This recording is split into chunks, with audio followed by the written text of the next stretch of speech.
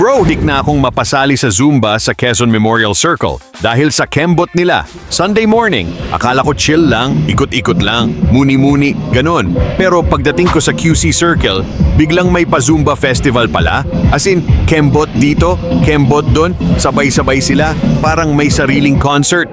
Tapos bigla, parang may humihila sa akin. Hindi ko alam kung hangin ba o budol. Parang may boses na nagsasabi, sumali ka na, huwag ka na mahiya. Ako naman, napatigil, napapatingin, napakembot ng very slight.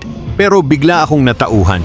Wait lang, hindi ito yung trip kong sayaw ah. Kasi ako, gusto ko yung astig eh, yung may angas, yung parang may sariling music video. Pero real talk, grabe energy nila ha. Sunday pa lang, parang naka200% na sila. Habang ako, nanonood pa lang, hinihingal na. Pero alam mo yung pinaka nakakatawa, habang pinapanood ko sila, unti-unti, napapasabay na rin ako. Ayun, kembot konti, tawa konti, hanggang sa napasabi na lang ako.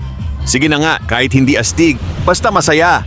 Kaya next time, baka hindi na ako spectator, baka isa na ako sa kanila. Kahit kembot-kembot lang, lalagyan ko pa rin ng konting astig. Sunday vibes lang, good vibes lang. Dito sa QC Circle, kung saan kahit hindi ka dancer, mapapakembot ka talaga.